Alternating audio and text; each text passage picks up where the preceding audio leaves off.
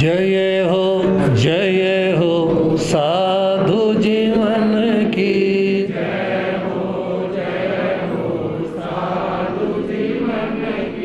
साधु जीवन की, त्यागी जीवन की।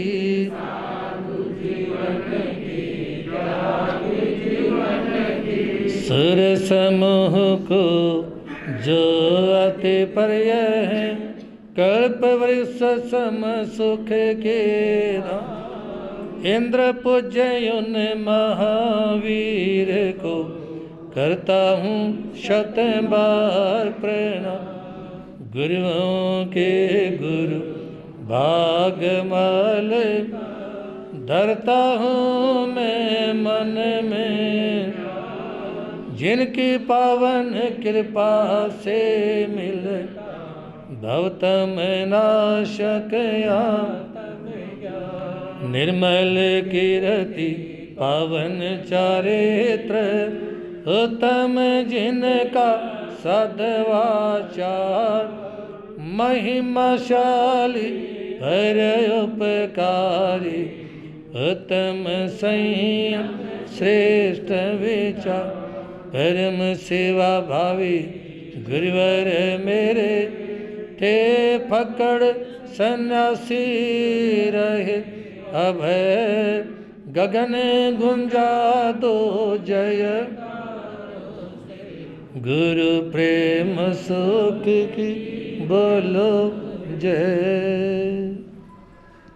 जय अनंत उपकारी नवजन प्रदाता चमत्कारी बाबा, मेरी आस्था के अनंतनाथ, आराध्य गुरुदेव श्री प्रेम सूद जी महाराज साहब के पावन पवित्र चरण कमलों में कोटिशः वंदना अभिवंदना। मोक्षाभिलाषी पुण्यवान आत्माओं, आपके सामने द्वितीय कसाय अभिमान के संबंध में विचाराभिव्यक्ति से पूर्व कुछ पंक्तियां हैं, सुने, मिलकर बोलने का भाव रखेंगे।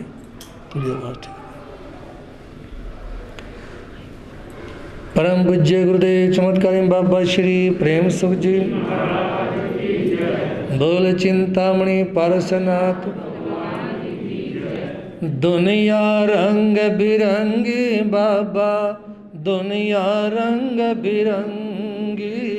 दुनिया रंग बिरंगी बाबा, दुनिया रंग बिरंगी। दुनिया रंग बिरंगी बाबा, दुनिया रंग बिरंगी। दुनिया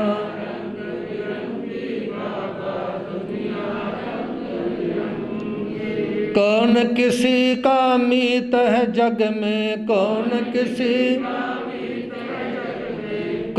किसी का संगी बाबा। दुनिया रंग बिरंगी, कौन किसी का संगी बाबा। दुनिया रंग बिरंगी बाबा, दुनिया रंग बिरंगी। बोलो बाबा दुनिया। माया लख कर मीत बने सब, माया लख कर मीत। शत्रु जब हो तंगी बाबा, दुनिया रंग बिरंग। शत्रु जब हो तंगी बाबा, दुनिया रंग बिरंगी बाबा, दुनिया रंग बिरंगी। दुनिया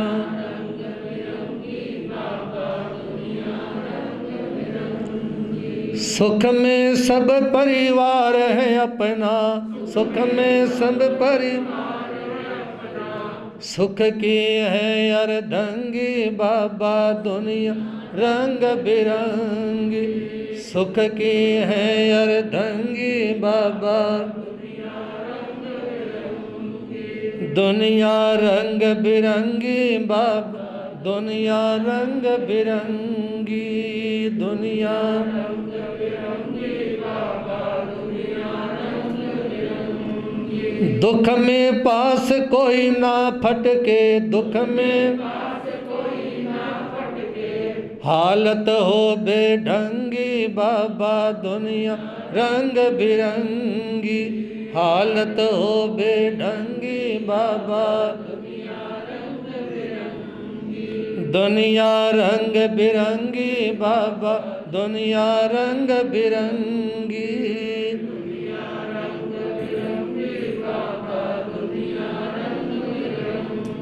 कौन धर्म बिन तेरा मूर्ख, कौन धर्म बिन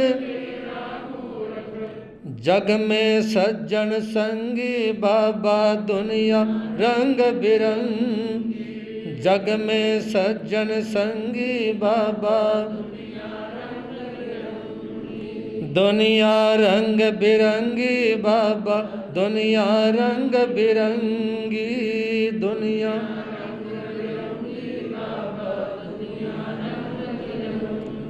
चंदन शरण प्रभु की आजा, चंदन शरण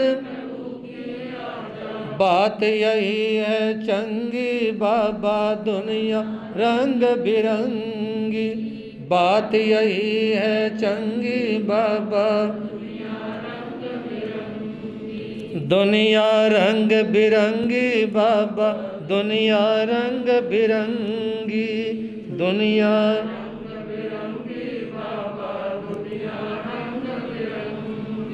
दुनिया रंग बिरंगी बाबा दुनिया रंग बिरंगी,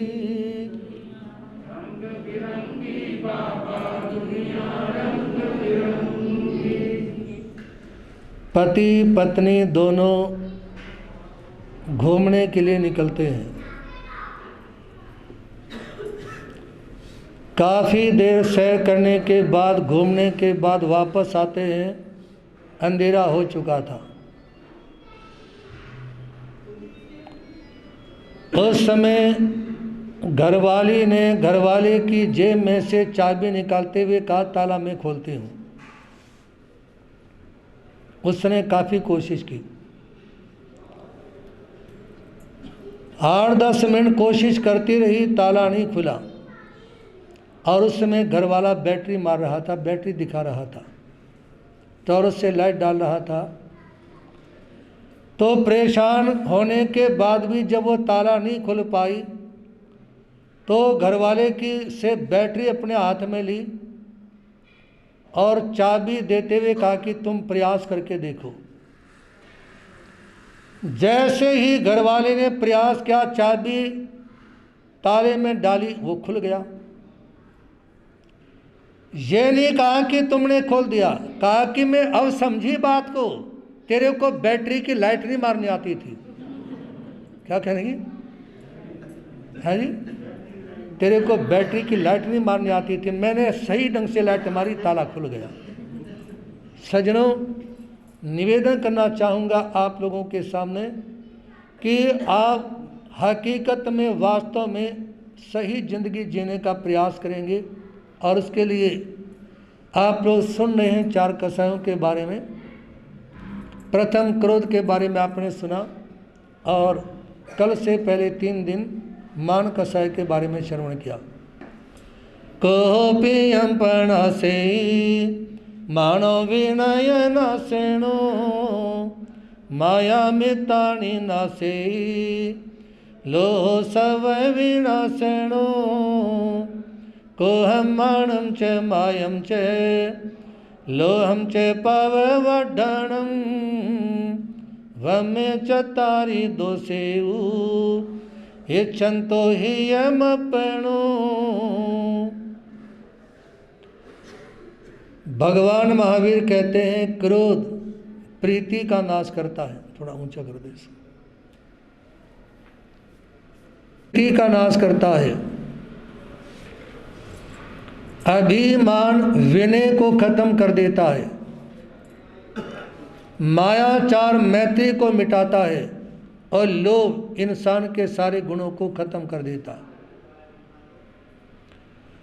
इसलिए भगवान महावीर कहते हैं क्रोध मान माया लोभ इन कसायों को बढ़ने मत दो। वमे चतारी दोषेव, ये चारों महादोष हैं, ये चारों महान दुश्मन हैं। इच्छन्तो ही अपनो, यदि अपनी आत्मा का हित चाहते हो तो इनको छोड़ दो, इनका त्याग कर दो।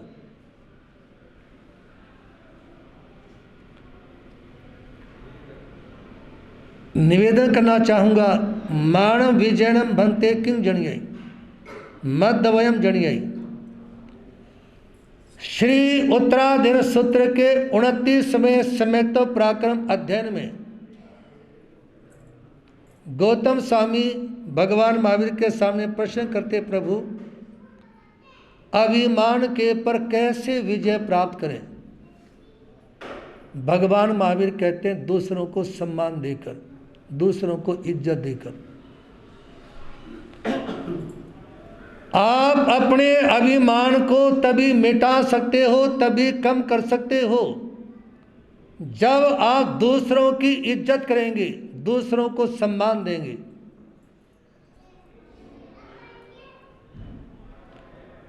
जो लोग दूसरों को सम्मान नहीं दे सकते, वो अपने अभिमान को कभी खत्म नहीं कर सकते।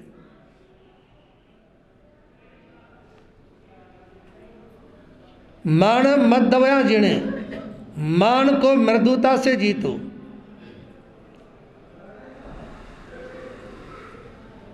कहते हैं एक युवक की शादी हुई, शादी होने के कुछ दिन के बाद वो बीवी के साथ बड़े शहर में चला गया, किराए के पर, जहाँ उसकी सर्विस थी। पत्नी को काम धंधा कुछ आता नहीं था, तो पति ने कहा, बात सुनो, आपको रसोई में जो भी बनाना हो, जो चीज़ नहीं बनानी आए ना, जो इस मकान में अपन रहते हैं, इस घर में जो वृद्ध माता जी हैं, उनकी सलाह लेना, उनसे पूछ लेना ये चीज़ कैसे बनानी है। जब भी कोई नया आइटम बनाना होता तो वो उस वृद्ध माता जी के पास में जाती, पूछ लेती ये बनाना है, कितना क्या डालूं। जब वो बता देती ना वृद्ध माता जी, वो कहती ये तो मेरे को पहले ही पता था। क्या बोल देती?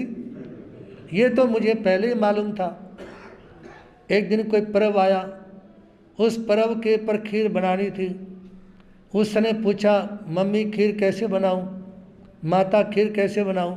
उसने कहा, भी इतना दूध में इतने चावल डालने, इतने चीनी डाली, इतने बादाम डाली, इतनी किस्में डाली, इतना ये डालना है। कहा कि ये तो मुझे पहले ही मालूम था। उस वृद्ध माता जी ने कहा, मैं एक बात भूल गई बताना। कहा कि जब खीर बनकर तैयार हो जाए ना, एक मुट्ठी राख की उसके ऊपर बिखेर देना, टेस्ट बन जाएगा। कहते मेरे को पहले ही मालूम था कि खीर तैयार होने के बाद हमें क्या डालनी है? राख डालनी है। अब वो खीर बनाई और उसके ऊपर राख डाल दी। घरवाले, जिस समय घरवाला आया कंपनी से और उस समय के सामने खीर परोसी ना, और वो जब दांतों के नीचे किरकिरी होने लगी, उसने कहा ये क्या है? कहा कि ये जरा सी राख डाली थी इसके अंदर। कहा कि राख क्यों डाली, पागल है? कहा कि आपने जिस माता जी की सलाह लेने के लिए कहा था ना, उसी से पूछ के डाली है। उसने कहा जब खीर पूरी तरह तैयार हो जाए तो क्या डाल देना। वो माता जी के पास में गया, कहता माँ जी आपने क्या सलाह दी? कहा कि बेटे आपको मेरे घर में रहते हुए 6 महीने हो गए और ये रोज रोज मेरे से सलाह लेती है। जब मैं बता देती हूँ ना, बाद में कहती मुझे पहले ही मालूम था, इसलिए मैंने आज इसको सलाह दी खीर तैयार होने के बाद में एक मुट्ठी राख डाल देना। ये फिर भी कहते मुझे पहले ही मालूम था। मैंने कहा जब मालूम था इसमें मेरी भी क्या गलती है? ज्ञान तो इसके पास पहले ही बहुत था। तो उस समय पति ने पत्नी को समझाया कि किसी बात को समझो। वर्तमान समय में लोगों के पास में अनुभव कम मिलेगा, पढ़े लिखे ज़्यादा मिलेंगे। एक वृद्ध माता सब्जी मंडी में गई हुई थी सब्जी लेने के लिए, और वहीं पर कोई एक युवा बहन भी गई हुई थी।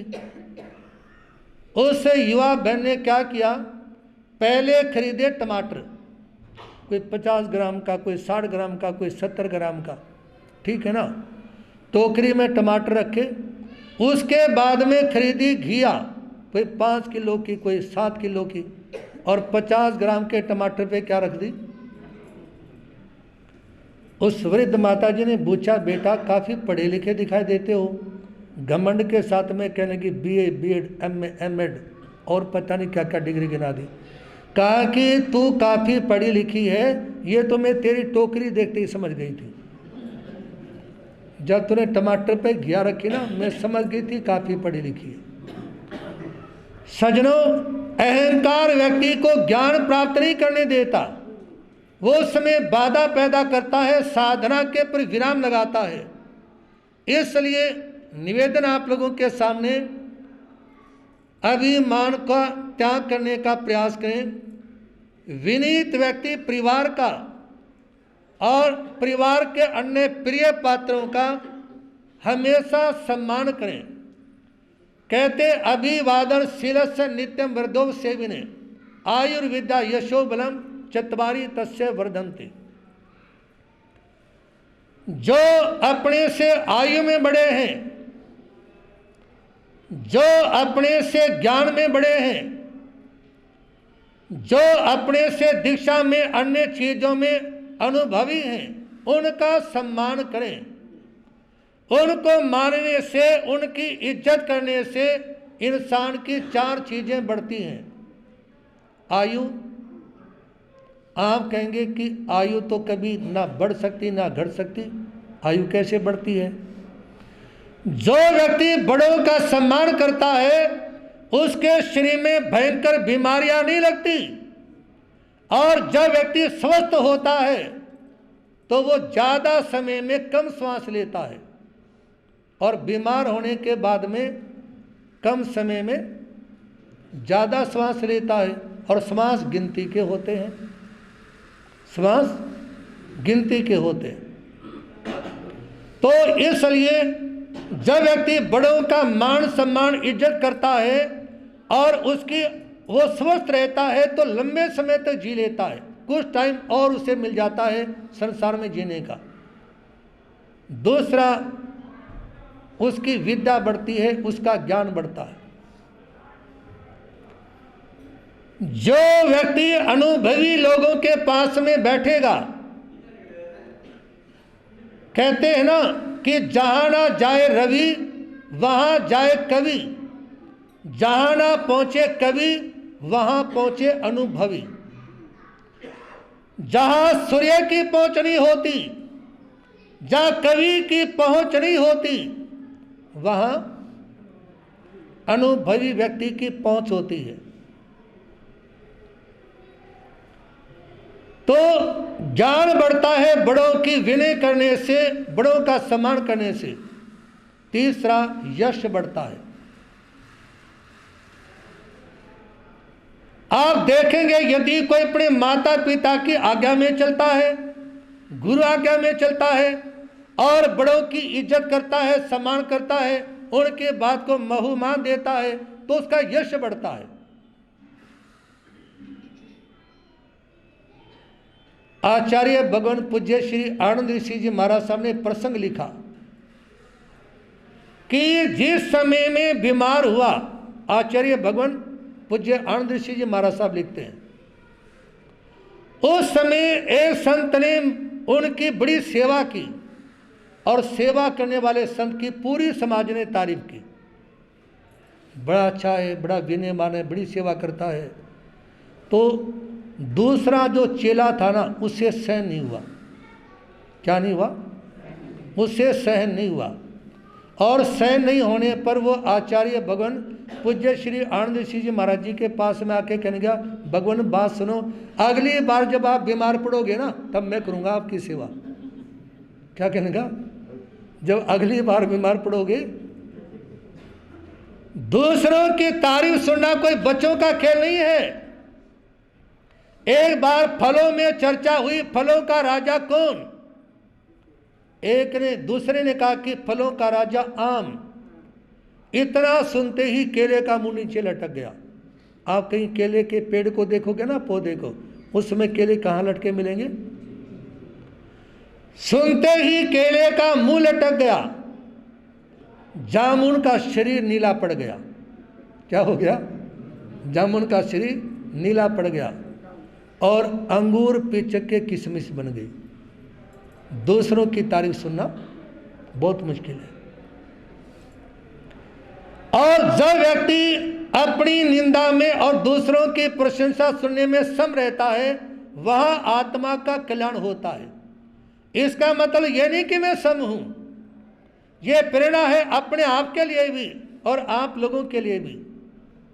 इसलिए निवेदन है आप लोगों के सामने, 4 चीजें बढ़ती हैं बड़ों का सम्मान करने से। आयु, विद्या, यश और बल, उसकी ताकत बढ़ती है। थोड़ी देर बाद में चढ़ा लेना भैया, 5-7 मिनट और रहने दो। आयु, विद्या, यश और बल। बल कैसे बढ़ता है? एक तो जो व्यक्ति स्वस्थ रहेगा तो बल अपना बढ़ेगा। दूसरा, बल कैसे बढ़ता है? बड़ों की सेवा करने से। बताओ आप लोग,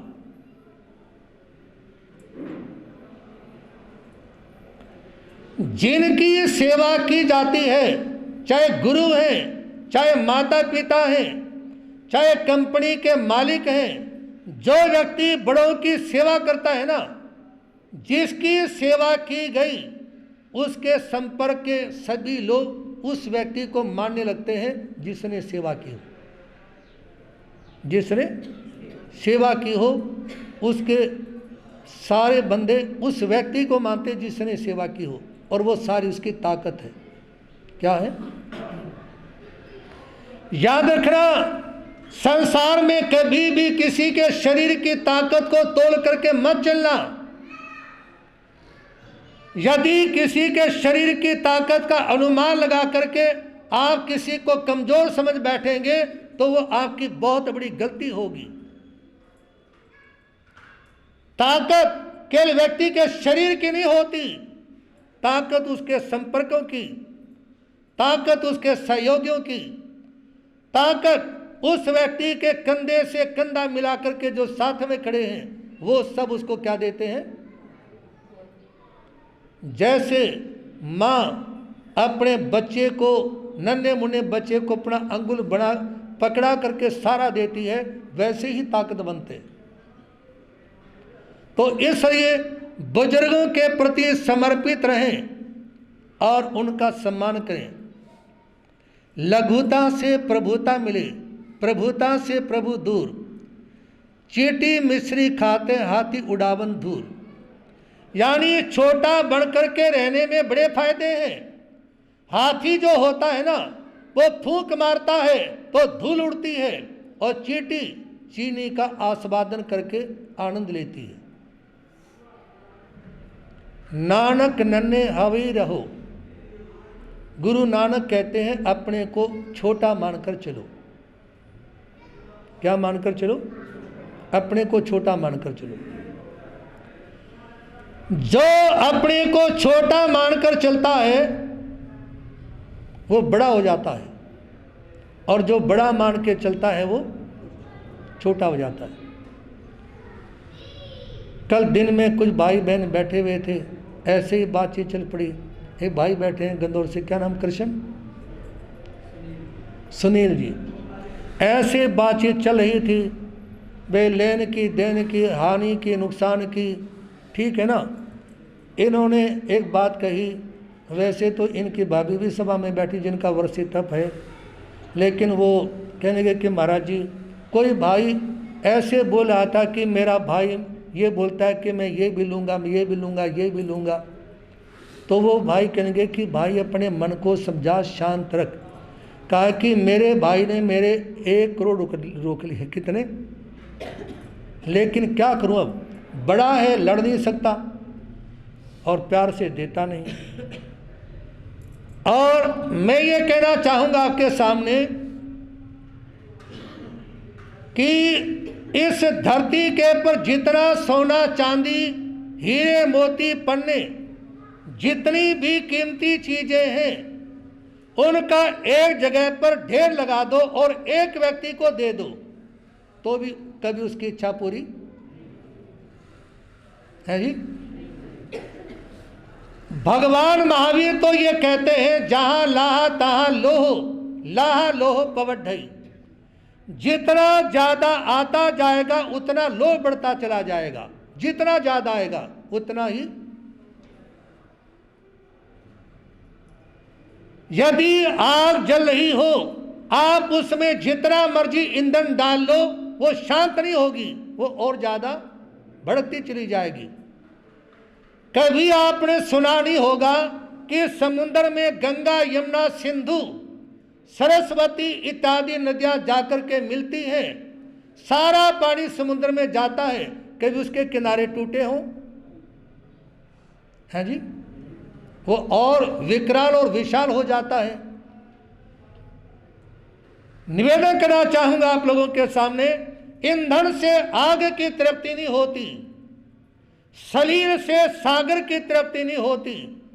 भले ही कोई करोड़पति अरबपति खरबपति बन जाए मगर दौलत से मन की तृप्ति कितना ही आ जाए कभी उसकी तृप्ति नहीं होती है। इसलिए अपने को समझाने का प्रयास करें, छोटा बन करके चलें। बाहुबली थे भरत के भाई आपस में लड़ी लड़ाई, बाहुबली ने जीत लिया था पर लाज भाई की आई।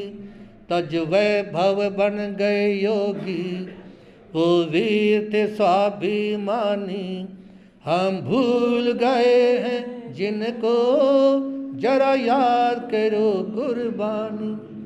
जिन धर्म के प्यारे लोगों ये सुन लो अमर, हम भूल गए हैं जिनको जरा याद। भरत और बाहुबली जिनके बारे में कल भी आप लोगों ने सुना था, जब भरत के चक्रवर्ती बनने की बारी आई और चक्ररत्न ने आयुधशाला में प्रवेश नहीं किया, आकाशवाणी होती है पहले 6 खंड को जीतो तभी चक्ररत्न आयुधशाला में प्रवेश कर पाएगा। भरत चक्रवर्ती ने सोचा कि सबको जीत रखा है, फिर आकाशवाणी हुई कि अभी तुमने अपने भाइयों को नहीं जीता। उन्होंने भाइयों को संदेश दिया मेरी पराधीनता स्वीकार कर ले या लड़ने के लिए तैयार हो जाएं। 98 भाई अपने पिता भगवान ऋषभ देव जिनका पारना अक्षय तृतीया में बदला, उनके पास में गए और कहा कि आपका दिया राजपाट हमारा बड़ा भाई छीनने के लिए तैयार बैठा है। वो कहता है या तो युद्ध के लिए तैयार हो जाओ या मेरी पराधीनता स्वीकार कर लो। अब क्या करें? भगवान ऋषभ देव कहते उस राजपाट को छोड़ो, ऐसा करो आज जिस पार्टी पे मैं बैठा हूं ना ये सारी चीजें छोड़ के यहां आ जाओ। उनकी समझ में आ गई कि संसार में त्याग से बड़ी कोई संपत्ति समृद्धि नहीं होती। पराधीनता स्वीकार कर ली। उन्होंने कहा कि पराधीनता नहीं, हमने स्वाधीनता को स्वीकार करना है और भगवान ऋषभ देव के चरणों में दीक्षित हो गए। अब बाहुबली के पास में गए। बाहुबली ने कहा कि मैं युद्ध करने के लिए तैयार हूं। जब दोनों भाइयों में युद्ध होने लगा बाहुबली ने कहा कि सुनो सेना को छोड़ो, दृष्टि युद्ध मल युद्ध मुष्टि युद्ध अपन करके देखते हैं, जो जीतेगा वो ले लेगा। तो उसमें सबसे पहले दृष्टि युद्ध हुआ, नजरों में नजर मिला करके देखना। बाहुबली की नजरों में भरत चक्रवर्ती नजर नहीं मिला पाए। मुष्टि युद्ध की बात आई, भरत चक्रवर्ती ने पहले प्रहार किया, कहते हैं बाहुबली 1 फुट जमीन में धंस गया। लेकिन जब बाहुबली अपने भाई के पर मुष्टि का प्रहार करने के लिए खड़े हुए ना, कहते देवी देवता भी घबरा गए, क्योंकि बाहुबली के पास में अपार बल था, अपार ताकत थी। सोचा यदि बाहुबली ने भरत चक्रवर्ती के पर प्रहार कर दिया, ये कहीं खत्म ना हो जाए, और चक्रवर्ती कभी मौत का टाइम आने से पहले नहीं मरते। जैसे हाथ ऊपर किया मुष्टि का प्रहार करने के लिए, तो उस समय बाहुबली ने सोचा, अरे क्या ये छोटी मोटी चीज़ें हैं संसार की, राजपाट, एक दिन छोड़ना तो है ही, मैं अपनी इच्छा से नहीं छोड़ूंगा तो मौत छुड़ा देगी, है जी। ये सारी चीजें मैं अपने आप नहीं छोड़ूंगा ना, मौत छुड़ा देगी, तो क्यों ना अपने आप ही छोड़ दूं। उन्होंने हाथ नीचे तो नहीं किया, लेकिन अपने सिर का लूज कर लिया, सारे बाल उखाड़ फेंके और दीक्षित हो गए। प्रश्न ये है कि संसार ताकतवर इंसान चक्रवर्ती को मानते भौतिक दृष्टि से, अध्यात्म दृष्टि से तीर्थंकर भगवान, भौतिक दृष्टि से चक्रवर्ती, लेकिन चक्रवर्ती से भी ज्यादा बल बाहुबली के पास कहां से आया। उन्होंने पिछले भाव में 500 संतों की सेवा की थी। कितने? और कोई कार्य नहीं, सवेरे से शाम तक या रात में किसी को बेचैनी है और कोई दिक्कत है, 500 संतों की मन से दिल लगा करके सेवा की, और उस सेवा के बलबूते इतना बल मिला कि यदि चक्रवर्ती के पर यह प्रहार कर देगा ना, तो चक्रवर्ती की भी मौत हो सकती है। इतना बल आया किसके पास? बाहुबली के पास। तो 4 चीजें बढ़ती हैं, आयु, विद्या, यश और बल, बड़ों की सेवा करने से। और सेवा व्यक्ति तभी कर सकता है जब अपने को छोटा मान लेगा। क्या मान लेगा? अपने को बिल्कुल छोटा, अधम, नीच, पापी मान करके चलेगा तो सेवा कर सकता है। बड़ा मान करके सेवा नहीं हो सकती।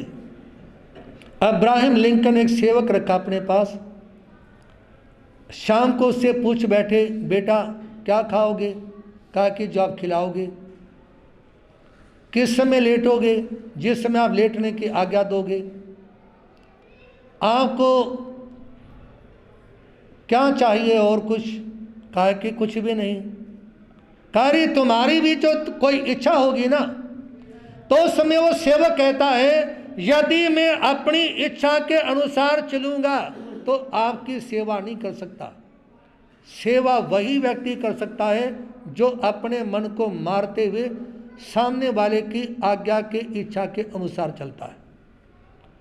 और उसकी 4 चीजें बढ़ती, आयु, विद्या, यश और बल। अधमा धर्म इच्छन्ति धनम मानम च मध्यमा, उत्तमा मान मिच्छन्ति माने ही महताम धनम। अधम व्यक्ति जो होता है वो केवल पैसा चाहता है। जो मध्यम व्यक्ति होता है वो पैसा और इज्जत दोनों चाहता है, लेकिन जो श्रेष्ठ व्यक्ति होते हैं वो केवल सम्मान चाहते हैं। क्या चाहते हैं? वो केवल सम्मान चाहते हैं, और यदि सम्मान नहीं भी मिलता तो उनके दिलों में बदले की आग नहीं जलती। वो अपने को तटस्थ रखते हैं। क्या रखते हैं? और 4 सहयोगी भावना आती हैं, मैत्री, करुणा, माध्यस्थ इत्यादि जो भाव है, प्रमोद भावना। इनमें माध्यस्थ भावना ये सबसे मुख्य है। माध्यस्थ रहना, मध्यस्थ रहने का मतलब है हर स्थिति में अपने को शांत रखना। जो भी हो रहा है, जो हो चुका, हो रहा या भविष्य में होगा, उसमें अपने को शांत रखना। निवेदन करना चाहूँगा आप लोगों के सामने। एक श्रेष्ठी थे, उनके पास पैसा बहुत ज़्यादा था। एक बार वो मंदिर में दर्शनों के लिए जाते हैं। मंदिर में दर्शनों के लिए जाते समय उन्होंने 1000 मीनार अपने पास में रख ली सोने की मोहर। और जिस समय मंदिर में पहुंचा वहां बहुत सारे लोग बैठे हुए थे।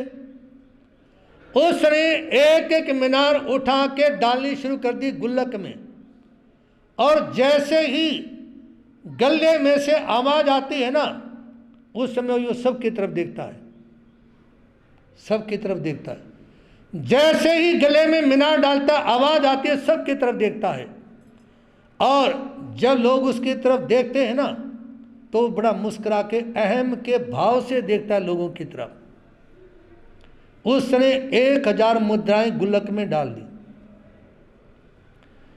जैसे ही डाली, अहम में वो लोगों की दृष्टि में नजर डाल के देखी ना, तो बुजुर्ग पुजारी बैठा हुआ था, जो अब रिटायर हो चुका था। उसकी जगह पुजारी दूसरा था, लेकिन अभी भी गद्दी पे वही बैठता था। वो उस व्यक्ति के पास आया, वृद्ध पुजारी, और कहा, बात सुनो, ये जो आपने 1000 स्वर्ण मुद्राएं डाली है ना, इन्हें वापस ले जाओ, क्योंकि परमात्मा ने आपकी स्वर्ण मुद्राओं को स्वीकार नहीं किया। परमात्मा ने आपकी स्वर्ण मुद्राओं को स्वीकार नहीं किया। उस व्यक्ति को बड़ा धक्का लगा, झटका लगा। स्वीकार नहीं किया, कहा कि परमात्मा उन चीजों को स्वीकार करता है जो समर्पण भाव से देता है। अहम में दी गई चीजों को परमात्मा स्वीकार नहीं करता। और जब भक्ति के वशीभूत होकर के चीजें दी जाती हैं, उनका प्रभाव, उनका चीज कुछ और होता है। और जिस समय आप लोग सुखदर्शन मुनि के द्वारा 3 चावल वाली बात सुन रहे थे, उस समय मैं माता जी के बारे में सोच रहा था। उन्होंने मेरे को 3 ड्रेस ला के दी। कितनी? चोलपट्टे और चादर, 3 ड्रेस ला के दी।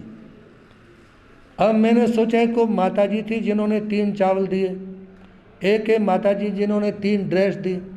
तो ड्रेस के बारे में मैंने ये सोचा कि शायद माता जी ने मेरे को ये एक अलग से संदेश दिया है कि तुमने जो धर्म की आराधना के 3 बोल है ना, ज्ञान दर्शन चारित्र, कितने बोल, तुम इन कपड़ों को पहन करके उसकी तरफ ज़्यादा ध्यान रखना। इन कपड़ों को पहनने के बाद उस चीज़ की तरफ ज़्यादा ध्यान रखना।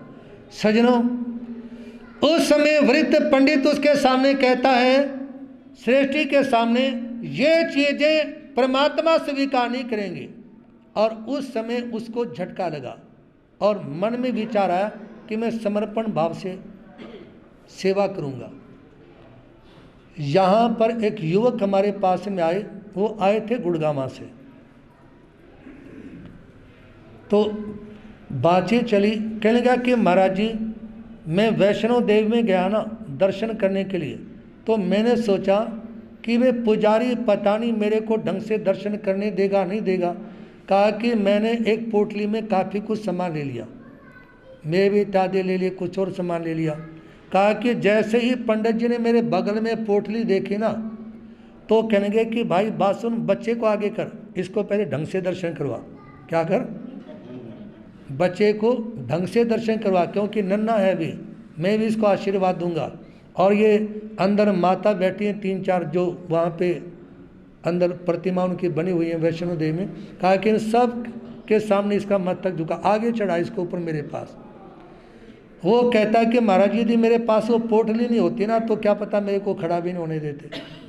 लेकिन ये प्रसंग मैं आपके सामने निवेदन करना चाहूँगा कि वहाँ खड़ा होने का मौका मिले ना मिले, लेकिन आप श्रद्धा और समर्पण भाव से जाने का भाव रखेंगे। एक बार एक व्यक्ति जिसको पैसे का अहम था, आज सुनने अभिमान के बारे में, वो सवेरे सैर करने के लिए जाता था। एक दिन वो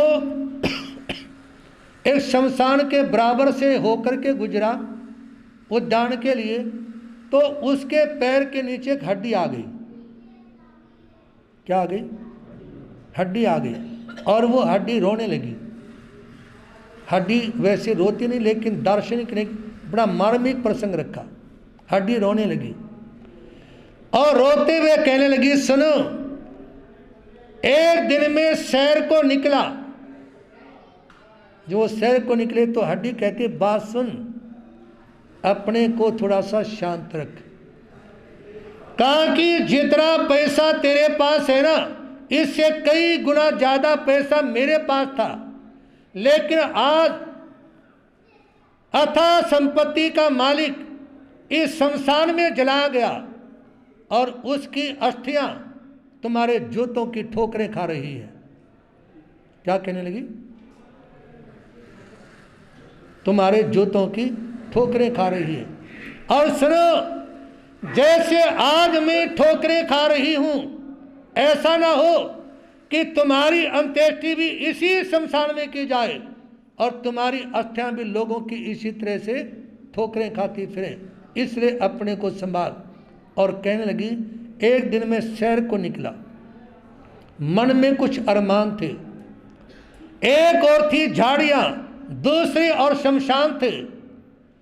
सहसा एक हड्डी पैर से ठुकराई। उसके ये बयान थे, ओ मुसाफिर देख कर चल, कभी हम भी इंसान थे। ओ मुसाफिर देख कर चल, कभी हम भी इंसान थे। अहम से अपने को बचा के रखना है, और यदि अपने को मिटा दोगे तो बड़े हो जाओगे, और अहम से सिर तान करके खड़े रहोगे तो खत्म हो जाओगे। खत्म होने से मतलब संसार में भ्रमित होकर के भटकते रहोगे, और अपने को मिटा दोगे तो बड़े हो जाओगे। एक छोटे से बीज की तरह, जैसे बीज जब जमीन में डालते हैं वो अपने अस्तित्व को मिटा देता है तो विशाल वृक्ष बन जाता है। एक उर्दू के शायर ने कहा, मिटा दे अपनी हस्ती को अगर तू मर्तबा चाहे। मिटा दे अपनी हस्ती को अगर तू मर्तबा चाहे, कि दाना खाक में मिलकर गुले गुलजार होता है। कि दाना खाक में मिलकर, वो छोटा सा बीज वृक्ष बन जाता है। और बोलते समय एक बात और ध्यान आ गई, जो बीज जमीन में डाले जाते ना पनपने के लिए, उनमें सबसे छोटा बीज किसका होता है? सबसे छोटा बीज बरगद का होता है, बड़ के पेड़ का होता है। जबकि वृक्षों में सबसे लंबी आयु और सबसे ऊंची और सबसे बड़ा पेड़ कौन होता है? बड़ का पेड़। और बीज उसका सबसे छोटा बीज, सरसों के दाने से भी छोटा होता है बड़ के पेड़ का बीज। इसलिए अपने को जितना छोटा कर लोगे उतने ही बड़े बन जाओगे, और जितना ही अपने सिर को उठा के अहम में और बड़े बन करके रहोगे उतना ही व्यक्ति छोटा बन जाता है। मानी का हमने तो सदा ढलते देखा, मान मानी का हमने तो सदा ढलते देखा, सर्द लोहे को सदा आग में जलते देखा। सर्द लोहे को सदा आग में जलते देखा। सजनों, जो अपने अहम को मिटा लेते हैं वो खुश रहते हैं, और अहम में जीने वाले अपने को बर्बाद कर लेते हैं। पल पल बीत रहा है जीवन, काहे करे अभिमान रे। पल पल बीत रहा है जीवन, काहे करे अभिमान रे। राम जपो प्रभु नाम जपो, तू 2 दिन का मेहमान रे। तू 2 दिन का, कोई पता नहीं इस जीवन का किस समय समाप्त हो जाए, क्योंकि जो चक्रवर्ती वासुदेव चरम शरीरी जीव, वो तो अपनी आयु जितनी लिखा कर लाते उतनी पूरी भोगते हैं। लेकिन संसार में अन्य जितने भी लोग हैं, जितने भी प्राणी हैं, वो हारी बीमारी से, विष का सेवन करने से, आग में जलने से, गिरकर पड़ने से, ऐसे 7 कारण होते हैं कि वो टाइम से पहले मृत्यु को प्राप्त हो जाते हैं। इसलिए अपने को मतलब ये सोच करके चलें कि मेरा टाइम मृत्यु का आए, उससे पहले मैं अपने मन को समझा लूँ, उसको सही दिशा दे लूँ। जो कुछ क्या कराया है मेरे दिल के कसूर ने, नीचा दिखा दिया है मुझे मेरे गरूर ने। अहंकार इंसान को नीचा दिखाता है। जैसे आप लोगों ने परसों सुना था कि राजा दशानभद्र जब भगवान महावीर की सभा में जाने लगा ना, तो इंद्रदेव आए और उन्होंने 2 मिनट में राजा दशानभद्र के अहंकार को मिटा करके रख दिया। और जब इंद्रदेव के मन में अहंकार जागृत हुआ तो राजा दशानभद्र भगवान के चरणों में जाकर के दीक्षित हो गए। उस समय इंद्र उनके चरणों में झुक गया। जब दशानभद्र में अहंकार था तो वह इंद्र के सामने नतमस्तक हो गया। और जब दशानभद्र ने अहंकार को त्याग करके भगवान के चरणों में सुपुर्द कर दिया जीवन, तो उस समय इंद्र किसके चरणों में झुक गया? दशानभद्र मुनि के चरणों में झुक गया। कह दिया किसी ने, यदि तुम हो ज्ञानी ध्यानी, कह दिया किसी ने तुम हो ज्ञानी ध्यानी, ये बात मानकर मत उसका गुमान करो। यदि कोई कह दे कि तुम ज्ञानी हो, बहुत बड़े ध्यानी हो, तो उस चीज का अहंकार नहीं करना, बल्कि ये सोचना है कि क्या वास्तव में ये चीज मेरे पास में है। यदि है तो और बढ़ाने का प्रयास किया जाए, और यदि नहीं है तो उसको प्राप्त करने का प्रयास किया जाए। जहाँ अहमता आपदा, जहाँ संशयता सोग, कह कबीर कैसे मिटे, ये है भयंकर रोग। यानी जहाँ अहंकार है वहाँ आपत्ति है, और जहाँ संशय है, शक है, वहाँ पे बीमारी है। बीमारी को मिटाने के लिए, शोक को मिटाने के लिए संशय को मिटाना होगा, और आपत्ति को मिटाने के लिए अहम को मिटाना होगा। आपत्ति मिटेगी अहम के मिटाने से, और रोग मिटेगा संशय को मिटाने से। दीपक झोला पवन है, नरकु झोला नारी, ज्ञानी झोला गर्व है, कैद कबीर पुकारी। कहते हैं कि दीपक के अहंकार को खत्म कर देता हवा का झोंका। दीपक के अहंकार को, क्योंकि हवा के जरा से झोंके में दीपक बुझ जाता है। और नर का झोला नारी, जिस समय आदमी सर उठाता है तो उसको नारी के सामने झुकना पड़ता है। इसलिए कहते हैं कि साधना करने वाले को भी नारी के सामने झुकना होता है। नर का झोला नारी। एक सज्जन ऑफिस से लेट हो गए और उसके पीछे लग गया भूत। क्या लग गया? भूत पीछे लग गया। और जब वो जल्दी जल्दी चलता चलता घर पहुंचा, देर हो चुकी थी, और घर वाली का जो ब्लड प्रेशर था ना, वो 250 से ऊपर जा चुका था। कितने से?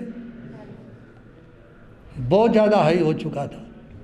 और जैसे ही उस सज्जन ने घर में प्रवेश किया ना, वो तो पहले से ही बेलन लेके खड़ी हुई थी। क्या लेके खड़ी थी? बेलन लेके खड़ी हुई थी। और जैसे ही उसने घर में घुसते बीवी को हाथ में बेलन लेके खड़ा हुआ देखा ना, उसके पैर ठिठक गए। जैसे ही रुका, पीछे पीछे लगा हुआ भूत कहता है, बेटे अब तो मेरी काबू में आ गया ना, अब बोल। तो वो व्यक्ति कहता, बात सुन, मैं भूत प्रेतों से नहीं डरता, डर उसका है जो बेलन लेके खड़ी है। किसका डर है? जो बेलन लेके खड़ी है ना, डर उसका। मैं भूतों से नहीं डरता। तो इसलिए कहा कि नर का झोला नारी, ज्ञानी झोला गर्व है, कैद कबीर विचारी।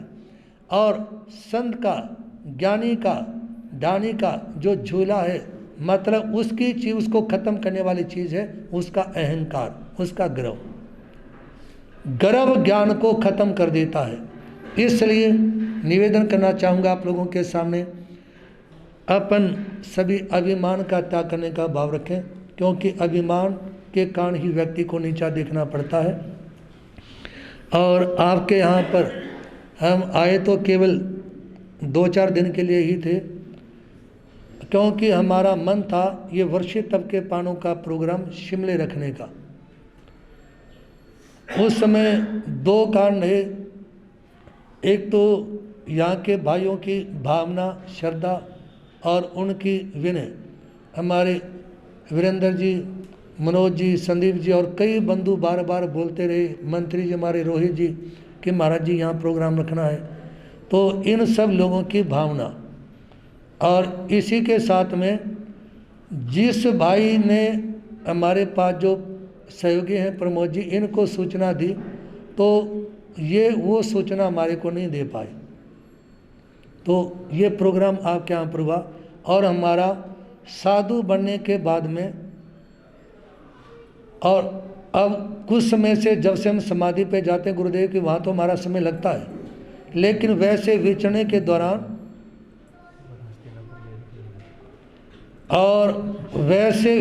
के दौरान एक बार हो सकता है कुछ समय हमारा हस्तिनापुर में लगा हो। हस्तिनापुर में क्योंकि वहाँ सुदर्शन मुनि की दीक्षा का कार्यक्रम था और हस्तिनापुर में अभी तक स्थानकवासी समाज में एक ही दीक्षा हुई है, सुदर्शन मुनि की। वैसे वहाँ दिगंबर मुनियों की माता बहनों की दीक्षा होती रहती हैं। श्वेतांबर मंदिर मार्गी समाज की भी दीक्षाएँ बहुत होती हैं। 13 पंथ के लोग वहाँ पर जाते नहीं हैं, लेकिन स्थानकवासी समाज में केवल सुदर्शन मुनि की वहाँ दीक्षा हुई। वह दीक्षा के कारण क्या नहीं था, केवल रूखे समाना मंडी पूज्य सरपंच मुनि महाराज की सेवा में, और उसके बाद में योग बैठा यहाँ कहाँ पे, अन्यथा कहीं भी 2-4 दिन ठहरे और वहाँ से प्रस्थान। तो पुनः निवेदन आप लोगों के सामने कि यहाँ भाई लोगों में, बहनों में किसी तरह की श्रद्धा की, भक्ति की, भावना की और प्रवचन श्रवण करने की कोई कमी नहीं। सभी तरह से आनंद मंगल है। कम घर होते हुए भी आप लोगों की उपस्थिति ठीक रहती है। मैं आँख बंद करके बोल आता तो विजेंद्र जी दिखाई दे, वे आज स्वागत के टाइम वो नहीं आए।